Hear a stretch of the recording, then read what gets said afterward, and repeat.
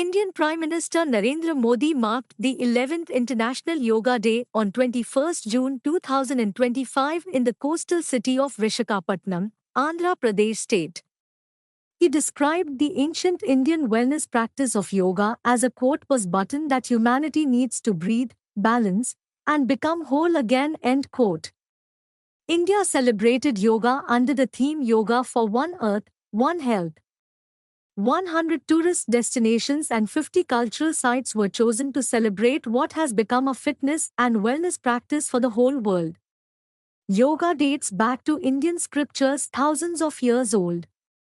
Modi said that yoga has become an integral part of life for tens of millions of people around the world, transcending boundaries and evolving into a global movement for health, peace, and harmony.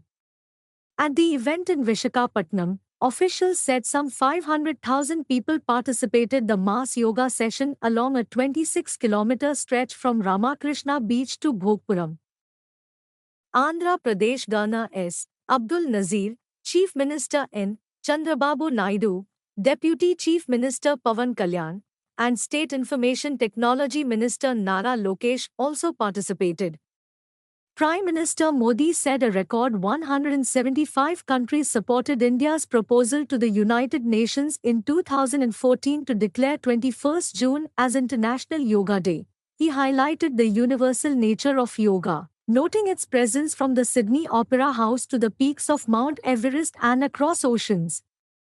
Modi said yoga transcends place, background, age, or ability, and had become a path to holistic well-being, mental clarity, and spiritual strength.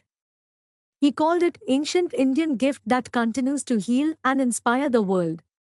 Chief Minister Naidu said yoga is now practiced in 175 countries and at 1.2 million locations.